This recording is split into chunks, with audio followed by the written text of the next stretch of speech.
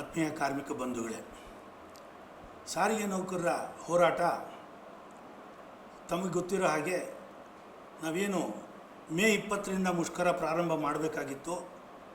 High court ಒಂದು ಸಾರ್ವಜನಿಕ ಹಿತಾಸಕ್ತಿಯ ಅರ್ಜಿ ಏನಿತ್ತು, ರಿಟ್ ಅರ್ಜಿ, ಅದರ ವಿಚಾರಣೆಯ ಭಾಗವಾಗಿ ನಮಗೆ ಮುಷ್ಕರವನ್ನು ನಡೆಸಬಾರ್ದು ಅಂಥೇಳಿ ಜಂಟಿ ಕ್ರಿಯಾ ಸಮಿತಿಗೆ ಒಂದು ಆದೇಶವನ್ನು ಕೊಟ್ಟ ಕಾರಣ ನಾವು ಅದನ್ನು ಹಿಂತಗೊಳ್ಬೇಕಾದ ಸಂದರ್ಭ ಬಂದಿತ್ತು. ಅದೆಲ್ಲ ತಮಗೆ ಗೊತ್ತಿದೆ. ಆ ಒಂದು ರಿಟ್ ವಿಚಾರಣೆಯ ಸಂದರ್ಭದಲ್ಲಿ ಕೋರ್ಟು ಮುಖ್ಯಮಂತ್ರಿಗಳು, ಸಾರಿಗೆ ಸಚಿವರು ಮತ್ತು ಆಯಾ ಇಲಾಖಾ ಪ್ರಧಾನ ಕಾರ್ಯದರ್ಶಿಗಳನ್ನ ಒಳಗೊಂಡಂಥ ಸಭೆಯನ್ನು ಜಂಟಿ ಕ್ರಿಯಾ ಸಮಿತಿ ಜೊತೆಯಲ್ಲಿ ಮಾಡಿ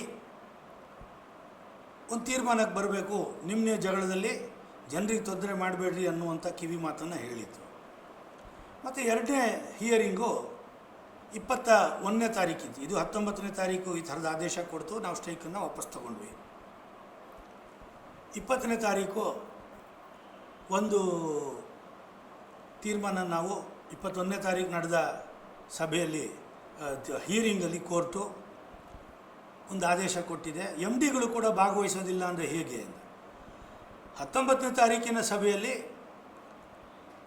ಮಾಲೀಕರ ಪರವಾಗಿ, ಮ್ಯಾನೇಜ್ಮೆಂಟ್ ಪರವಾಗಿ ಏನು ಅಭಿಪ್ರಾಯ ಮಂಡಿಸಿದ್ರು ಅಂದರೆ ವಕೀಲರು, ಕನ್ಸಿಲೇಷನ್ ನಡೀತಾ ಇದೆ, 25ನೇ ತಾರೀಕು ಕನ್ಸಿಲೇಷನ್ ಇದೆ ಅನ್ನುವಂಥ ಮಾತನ್ನು ಕೋರ್ಟ್ ಮುಂದೆ ಹೇಳಿ ಅದು ನಡೀಲಿ, ಅದರಲ್ಲಿ ಎಮ್ ಡಿಗಳು ಕೂಡ ಭಾಗವಹಿಸಬೇಕು ಅಂತ ಹೇಳಿ ಮೌಖಿಕವಾಗಿ ಸಾಕಷ್ಟು ಚುರುಕಾಗೇ ಹೇಳಿತ್ತು ಕೋರ್ಟು.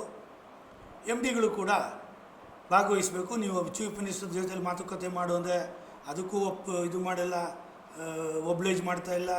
ಇಲ್ಲಿ ಎಮ್ ಡಿಗಳನ್ನು ಸಭೆಗೆ ಬರೋಲ್ಲ ಅಂತಂದರೆ ಏನರ್ಥ, ಡಿಸಿಷನ್ಸ್ ಹೆಂಗಾಗ್ತವೆ ಅಂಥೇಳಿ ಚುರುಕಾಗಿ ಸರ್ಕಾರಕ್ಕೆ ಮತ್ತು ಮ್ಯಾನೇಜ್ಮೆಂಟ್ಗೆ ಬಿಸಿ ಮುಟ್ಟಿಸಿದ್ರಿಂದ 25ನೇ ತಾರೀಕು ಅಂದರೆ ನಿನ್ನೆ ನಡೆದಂಥ ಸಭೆಯಲ್ಲಿ, ನಿನ್ನೆ ಸಾಯಂಕಾಲ 5 ಗಂಟೆಗೆ ಕಮಿಷನರ್ ಆಫೀಸಲ್ಲಿ ಸಭೆ ಇತ್ತು.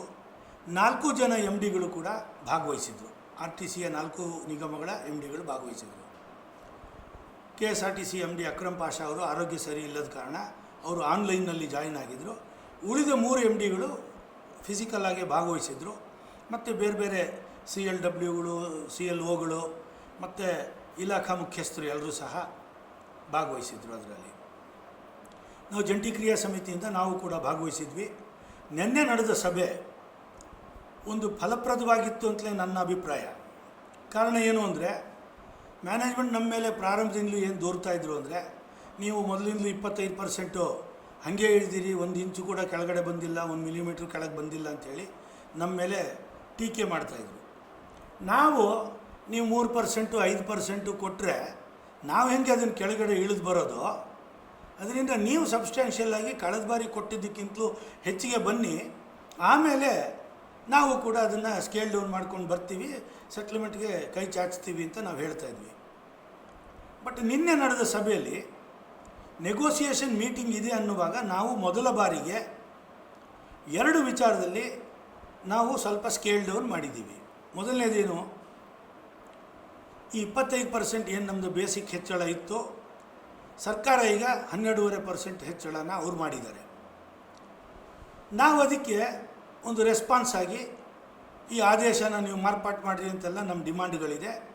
ನಾವು ಅದನ್ನು ಇವರು ಮ್ಯಾನೇಜ್ಮೆಂಟ್ ಅವರು ಕೇಳ್ತಾಯಿದ್ರು ಇಷ್ಟು ದಿವಸ, ನಾವು ಕಡಿಮೆ ಮಾಡಿರಲಿಲ್ಲ. ಈಗ ನಾವು ಸಹ 7ರಿಂದ ಸರ್ಕಾರ 12.5%ಗೆ ಬಂದಿದೆ, 5.5% ಹೆಚ್ಚಳ ಕೊಟ್ಟಿದೆ. ನಾವು ಕೂಡ 25ರಿಂದ 20ಕ್ಕೆ ಬರ್ತೀವಿ, ಮಾತುಕತೆ ಮುಂದುವರ್ಸೋಣ ಅಂಥೇಳಿ ಹೇಳಿದ್ದೀವಿ. ಎರಡನೇದು ಇನ್ಕ್ರಿಮೆಂಟ್ ವಿಚಾರದಲ್ಲಿ ನಾವು 4% ಬೇಸಿಕ್ನ ವಾರ್ಷಿಕ ಬಡ್ತಿಯಾಗಿ ಕೊಡಬೇಕು ಅಂಥೇಳಿ ಕೇಳಿದ್ದೀವಿ. ಅದನ್ನು 7ನೇ ವೇತನ ಆಯೋಗದಲ್ಲಿ ಸುಮಾರು 2.89% ನಿಗದಿ ಮಾಡಿದ್ದಾರೆ. ಬೇಸಿಕ್ನ 2.89% ಅವರು ಕೊಟ್ಟಿದ್ದಾರೆ. ಅದನ್ನು ನೀವು ನಮಗೆ ಕೊಡಿ ಅಂಥೇಳಿ ನಾವು ಕೇಳ್ತಾಯಿದ್ದೀವಿ. ಸೊ ಅದನ್ನು ನೀವು ಕೊಡೋದಾದರೆ ನಾವು ಒಪ್ಲಿಕ್ಕೆ ತಯಾರಿದ್ದೀವಿ ಅನ್ನೋ ಮಾತನ್ನು ನಾವು ಹೇಳಿದ್ದೀವಿ. 4%ಇಂದ ಸುಮಾರು 3%ಗೆ ಆಜುಬಾಜು ಕೆಳಗಡೆ ಇಳಿಸಿದ್ದೀವಿ ನಾವು ಇನ್ಕ್ರಿಮೆಂಟ್ ದರನ. 1/1/24 ಡೇಟ್ ವಿಚಾರದಲ್ಲಿ ಯಾವುದೇ ರಾಜಿ ಇಲ್ಲ ಅನ್ನೋದನ್ನು ಭಾಳ ಸ್ಪಷ್ಟವಾಗಿ ಲೇಬರ್ ಕಮಿಷನರ್ ಮುಂದೆ ನಾವು ತಿಳಿಸಿದ್ದೀವಿ. ಮತ್ತು 1/1/2020ರಿಂದ 31/12/2020ವರೆಗೂ ಈಗಾಗಲೇ ಸರ್ಕಾರ 1272 ಕೋಟಿ ರೂಪಾಯಿ ಕೊಟ್ಟಿದೆ.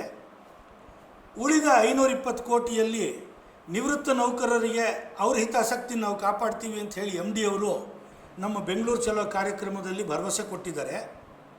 ಈಗ ಉಳಿಯೋದು 470 ಕೋಟಿ. ಅದನ್ನು 4 ನಿಗಮಗಳು ಹಂಚಿಕೊಂಡು 2 ಕಂತಲ್ಲಿ ಕೊಟ್ಟರೂ ಕೂಡ ಹೊರೆ ಆಗೋದಿಲ್ಲ. ಒಂದು 116-117 ಕೋಟಿ ಅಷ್ಟು ಬರುತ್ತೆ ಪ್ರತಿ ನಿಗಮಕ್ಕೆ. ಅದನ್ನು 2 ಇನ್ಸ್ಟಾಲ್ಮೆಂಟಲ್ಲಿ ಕೊಟ್ಟರೆ ಅದು ಬಗೆಹರಿಯುತ್ತೆ. ತಾತ್ವಿಕವಾಗಿ ಕೊಡ್ತೀವಿ ಅಂತ ಒಪ್ಕೊಂಡು ಇನ್ಸ್ಟಾಲ್ಮೆಂಟಲ್ಲಿ ಕೊಡೋದನ್ನು ನಾವು ಅಭ್ಯಂತರ ಇಲ್ಲ, ಅದಕ್ಕೆ ನಾವು ಸಹಕಾರ ಕೊಡ್ತೀವಿ ಅನ್ನೋ ಮಾತು ಹೇಳಿದ್ದೀವಿ. 1/1/24ರಿಂದ 1/4/25 ಈಗೇನು ಸರ್ಕಾರ ಆದೇಶ ಮಾಡಿದೆ, ಆ 18 ತಿಂಗಳ ಅವಧಿಗೆ ನಾವು ಅರಿಯರ್ಸ್ ಪಾರ್ಟನ್ನು ನಾವು ನೆಗೋಷಿಯೇಟ್ ಮಾಡಲಿಕ್ಕೆ ತಯಾರಿದ್ದೀವಿ, ಫ್ಲೆಕ್ಸಿಬಲ್ ಆಗಿರ್ತೀವಿ ಅನ್ನೋಂಥ ಮಾತನ್ನು ಹೇಳಿದ್ದೀವಿ. ಇದಿಷ್ಟು ನಮ್ಮ ಕಡೆಯಿಂದ ನಾವು ನಮ್ಮ ಬೇಡಿಕೆಗಳನ್ನು ನಾವು ಸ್ವಲ್ಪ ಮಟ್ಟಿಗೆ ಸಡಿಲಗೊಳಿಸಿ ಸ್ಕೇಲ್ ಡೌನ್ ಮಾಡಲಿಕ್ಕೆ ನಾವು ತಯಾರಿದ್ದೀವಿ ಅನ್ನೋದನ್ನು ಕೋರ್ಟ್ ಗಮನಕ್ಕೆ ತರಲಿಕ್ಕೆ ನಾವು ಮಾಡಿದಂಥ ಒಂದು ಪ್ರಯತ್ನ. ಮ್ಯಾನೇಜ್ಮೆಂಟು ಕೂಡ ಇದನ್ನು ಪಾಸಿಟಿವ್ ಆಗಿ ಸ್ವೀಕಾರ ಮಾಡಿದೆ. ಮ್ಯಾನೇಜ್ಮೆಂಟ್ ಕಡೆಯಿಂದ ಏನು ಹೇಳಿದ್ದಾರೆ, MD ಅವರು KSRTC MD ಅವರು ಹೇಳಿದರು, ಈಗ ನೀವೀಗ ಹೊಸ ಪ್ರಸ್ತಾವನೆ ಏನು ಕೊಟ್ಟಿದ್ದೀರಿ ಅಥವಾ ಹಳೆ ಪ್ರಸ್ತಾವನೆಯನ್ನು ವಿಮರ್ಶೆ ಮಾಡಿ ಹೊಸ ಒಂದು ಇದನ್ನು ಸ್ಕೇಲ್ ಡೌನ್ ಮಾಡಿ ಕೊಟ್ಟಿದ್ದೀರಿ, ಇದನ್ನು ನಾವು ಬೋರ್ಡ್ ಒಳಗಡೆಗೆ ಚರ್ಚೆ ಮಾಡಿ ಆಮೇಲೆ ಅದು ಸರ್ಕಾರದ ಗಮನಕ್ಕೆ ತಂದು ನಾವು ಮುಂದಿನ ಸಭೆಯಲ್ಲಿ ನಮ್ಮ ರೆಸ್ಪಾನ್ಸನ್ನು ನಾವು ಕೊಡ್ತೀವಿ. ನಾವು ಇವತ್ತು ಏಕಾಏಕಿ ಇದಕ್ಕೆ ರೆಸ್ಪಾಂಡ್ ಮಾಡಲಿಕ್ಕೆ ಸಾಧ್ಯ ಆಗೋದಿಲ್ಲ, 2 ವಾರಗಳ ಕಾಲಾವಕಾಶ ಬೇಕು ಅಂತ ಕೇಳಿದ್ರು. ನಾವು ಹೇಳಿದ್ವಿ, ನೀವು 4 ಜನ MDಗಳು ಇದ್ದೀರಿ ಇಲ್ಲಿ, ಅಥವಾ ಬೇಕಾದ್ರೆ ನಾಳೆ ನಾಡೋದು ಕಂಟಿನ್ಯೂಸ್ ಆಗಿ ಒಂದು 2-3 ಮೀಟಿಂಗ್ ನಾವೇ ಮಾಡಿಬಿಡೋಣ, ನಾವು ನಿಮ್ಮ ಜೊತೆಲಿ ಮೀಟ್ ಮಾಡೋಣ, ಲೇಬರ್ ಕಮಿಷನರ್ ಸಮ್ಮುಖದಲ್ಲೇ ಆದರೂ ಸರಿ ಅಥವಾ ಅದರ ಆಚೆ ಕಡೆ ಆದರೂ ಸರಿ ಮಾಡೋಣ. ಮಾಡಿ ನಾವೊಂದು ಅಭಿಪ್ರಾಯಕ್ಕೆ ಬಂದ ಮೇಲೆ ಆ ಪ್ರಸ್ತಾವನೆಯನ್ನು ನೀವು ಬೋರ್ಡಲ್ಲಿಟ್ಟು ಅದನ್ನು ನೀವು ಸರ್ಕಾರದ ಮುಂದೆ ತಗೊಂಡು ಹೋಗಿ ನೀವು ಅದನ್ನು ಒಪ್ಪಿಗೆ ಮಾಡೋಣ. ನಾವು ಕೂಡ ಸರ್ಕಾರದ ಮಟ್ಟದಲ್ಲಿ ಮಧ್ಯಪ್ರವೇಶ ಮಾಡ್ತೀವಿ ನಿಮ್ಮ ಜೊತೆಯಲ್ಲಿ, ನಾವು ಒಪ್ಪಿರುವಂಥ ಪ್ರಸ್ತಾವನೆಯನ್ನು ಸರ್ಕಾರದ ಮಟ್ಟದಲ್ಲಿ ಒಪ್ಪಿಸೋದಕ್ಕೆ ಇಬ್ಬರು ಪ್ರಯತ್ನ ಮಾಡೋಣ ಅಂತ ನಾವು ಹೇಳಿದ್ವಿ. ಅದಕ್ಕೆ ಮ್ಯಾನೇಜ್ಮೆಂಟ್ ಏನು ಹೇಳಿದ್ರು, ಈಗಾಗಲೇ ಸರ್ಕಾರದ ಆದೇಶ ಆಗೋಗಿದೆ, ಅಟ್ಲೀಸ್ಟ್ ನಾನು ಬೋರ್ಡ್ ಗಮನಕ್ಕೆ ತಂದು ಯೂನಿಯನ್ನಿಂದ ಈ ಥರದೊಂದು ಪ್ರಸ್ತಾಪ ಬಂದಿದೆ ಅಂತ ಹೇಳಿ ನಾನು ಮಾತುಕತೆ ಮಾಡಿ ಹೊಸ ಆಫರ್ ಕೊಡಲಿಕ್ಕೆ ನಾನೊಂದು ಮ್ಯಾಂಡೇಟನ್ನು ಅಟ್ಲೀಸ್ಟ್ ಬೋರ್ಡಲ್ಲಾದರೂ ನಾನು ತಗೋಬೇಕು, ಇಲ್ಲದೇ ಇದ್ದರೆ ಅದು ಪ್ರೊಸೀಜರ್ಸನ್ನು ನಾನು ಲೋಪ ಮಾಡ್ದಂಗೆ ಆಗುತ್ತೆ, ಅದರಿಂದ ಕಾಲಾವಕಾಶ ಕೊಡಿ ಅಂತ ಹೇಳಿ ರಿಕ್ವೆಸ್ಟ್ ಮಾಡಿದರು. ಮತ್ತು ಮಾನ್ಯ ಕಾರ್ಮಿಕ ಆಯುಕ್ತರು ಕೂಡ ಮ್ಯಾನೇಜ್ಮೆಂಟ್ಗೆ ಕಾಲಾವಕಾಶ ಕೊಡೋಣ, ಮತ್ತು ಅವ್ರು ಮುಂದಿನ ಸಭೆಯಲ್ಲಿ ಮಾಡದೇ ಇದ್ದರೆ ಅವಾಗ ಏನು ಮಾಡಬೇಕು ಅನ್ನೋದನ್ನು ನಾವು ತೀರ್ಮಾನ ಮಾಡೋಣ ಅನ್ನುವಂಥ ಮಾತನ್ನು ಹೇಳಿದ್ದಾರೆ. ಸೊ ಒಟ್ಟು ಒಂದು ಪಾಸಿಟಿವ್ ಆದ ಅಂಶ ಏನಪ್ಪ ಅಂತಂದರೆ, ಕಾಲಾವಕಾಶ ಕೊಟ್ಟು ಲೇಬರ್ ಕಮಿಷನರು 10ನೇ ತಾರೀಕು ಜೂನ್ 2026ಕ್ಕೆ ಮುಂದಿನ ಸಭೆಯನ್ನು ನಿಗದಿ ಮಾಡಿದ್ದಾರೆ. ಇವತ್ತು 27, ಈ ಕಡೆ 4 ದಿವಸ, ಆ ಕಡೆಗೆ 10 ದಿವಸ, 14 ದಿವಸ, 2 ವೀಕ್ಸ್ ಆಯಿತು. ಸೊ ಈಗ ನಾವು ಇದನ್ನು ಯಾವ ರೀತಿ ನೋಡ್ತೀವಿ ನಾವು ಅಂದರೆ ಜಂಟಿ ಕ್ರಿಯಾ ಸಮಿತಿ ಮ್ಯಾನೇಜ್ಮೆಂಟು ಸರ್ಕಾರದ 2 ಆದೇಶಗಳು ಏನು ಫೆಬ್ರವರಿ 18ಕ್ಕೆ ಹೊರಡಿಸಿದ್ರು ಮತ್ತು ಮೇ 12ಕ್ಕೆ ಹೊರಡಿಸಿದ್ರು, ಈ ಆದೇಶಗಳೇ ಅಂತಿಮ, ಇದರಲ್ಲಿ ಒಂದು ಅಕ್ಷರನೂ ಬದಲಾವಣೆ ಮಾಡಲಿಕ್ಕೆ ಸಾಧ್ಯ ಇಲ್ಲ ಅನ್ನುವಂಥ ನಿಲುಮೆನ ತಗೊಂಡಿಲ್ಲ. ಅವರೇನು ಹೇಳಿದ್ದಾರೆ, ನಾವು ಚರ್ಚೆ ಮಾಡಿ ಬೋರ್ಡಲ್ಲಿ ಮಾತುಕತೆ ಮಾಡಿ ಬರ್ತೀವಿ, ನೀವು ನಿಮ್ಮ ಅಭಿಪ್ರಾಯನ ತಿಳಿಸಿದ್ದೀರಿ, ಸ್ಕೇಲ್ ಡೌನ್ ಮಾಡಿದ್ದೀರಿ, ಇದಕ್ಕೆ ನಾವು ರೆಸ್ಪಾಂಡ್ ಮಾಡ್ತೀವಿ ಅಂತ ಹೇಳಿದ್ದಾರೆ. ಇದರ ಅರ್ಥ ಮತ್ತು 2ನೇ ತಾರೀಕು ಕೋರ್ಟ್ ಮುಂದೆ, ಹೈಕೋರ್ಟ್ ಮುಂದೆ ನೆಕ್ಸ್ಟ್ ಹಿಯರಿಂಗು ಇದೆ ಈ ಕೇಸಲ್ಲಿ. ನಾವು ಕೋರ್ಟ್ಗೂ ಸಹ ಮನವರಿಕೆ ಮಾಡಿಕೊಡ್ತಾ ಇದ್ದೀವಿ. ನಾವು ಕೂಡ ಮ್ಯಾನೇಜ್ಮೆಂಟ್ ಜೊತೆಯಲ್ಲಿ ಲೇಬರ್ ಕಮಿಷನರ್ ಸಮ್ಮುಖದಲ್ಲಿ ಡೈಲಾಗ್ಗೆ ಎಂಟರ್ ಆಗಿದ್ದೀವಿ, ಚರ್ಚೆ ನಡೀತಾ ಇದೆ.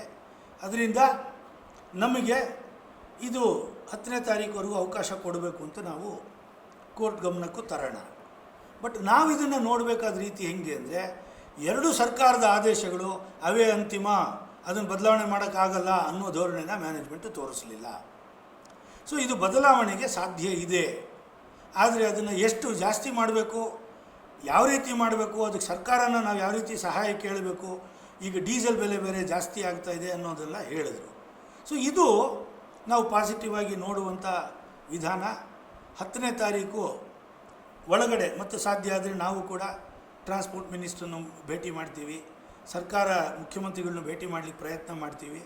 ಒಟ್ಟಾರೆಯಾಗಿ ಇದು 12ವರೆನೂ ಹೆಚ್ಚಳ ಆಗಬೇಕು, ದಿನಾಂಕ ಕೂಡ 1/1/24ಕ್ಕೆ ಬರಬೇಕು ಅನ್ನೋ ವಿಚಾರ.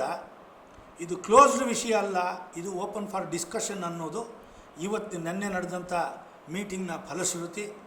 ಈ ಒಂದು ಸಕಾರಾತ್ಮಕವಾದ ಬೆಳವಣಿಗೆಯನ್ನು ನಾವೆಲ್ಲರೂ ಸ್ವಾಗತ ಮಾಡಿ ಇದನ್ನು ಯಾವ ರೀತಿ ಮುಂದೆ ಕಾರ್ಮಿಕರಿಗೆ ಅನುಕೂಲ ಆಗೋ ರೀತಿಯಲ್ಲಿ ತಗೊಂಡು ಹೋಗೋದು ಅನ್ನೋದನ್ನು ಜಂಟಿ ಕ್ರಿಯಾ ಸಮಿತಿ ಯೋಚನೆ ಮಾಡುತ್ತೆ. ಕೋರ್ಟು ಕೂಡ ನಮಗೆ ಒಂದು ಉಪಯೋಗ ಆಗೋ ರೀತಿಯಲ್ಲಿ, ಅನುಕೂಲ ಆಗೋ ರೀತಿಯಲ್ಲಿ ನಮಗೆ ಸಹಾಯ ಮಾಡಿದೆ ಹಲವಾರು ಅಬ್ಸರ್ವೇಷನ್ಸು ಮತ್ತು ಟಿಪ್ಪಣಿಗಳ ಮೂಲಕ. ಸೊ ನಾವು ಈ ಎಲ್ಲ ಅವಕಾಶನ ಬಳಕೆ ಮಾಡಿಕೊಂಡು 12ವರೆಗಿಂತಲೂ ಹೆಚ್ಚಿಗೆ 1/1/24ಕ್ಕೆ ನಮ್ಮ ದಿನಾಂಕ 4 ವರ್ಷ 1/1/24ರಿಂದ ಇದನ್ನು ಅಚೀವ್ ಮಾಡಲಿಕ್ಕೆ ಜಂಟಿ ಕ್ರಿಯಾ ಸಮಿತಿ ಶ್ರಮಿಸುತ್ತೆ ಅಂತ ತಮ್ಮಲ್ಲಿ ತಿಳಿಸ್ತಾ, ತಾವು ನಮ್ಮ ಜೊತೆಯಲ್ಲಿ ಯಾವ ರೀತಿ ಇದುವರೆಗೂ ಸಹಕಾರ ಕೊಟ್ಟಿದ್ದೀರಿ ತಾಳ್ಮೆಯಿಂದ, ಅದೇ ರೀತಿ ಮುಂದೆನೂ ಕೊಡಬೇಕು ಅಂತ ಹೇಳಿ ತಮ್ಮಲ್ಲಿ ವಿನಂತಿ ಮಾಡಿಕೊಂಡು ನನ್ನ ಮಾತುಗಳನ್ನ ಮುಕ್ತಾಯ ಮಾಡ್ತೀನಿ. ನಮಸ್ಕಾರ.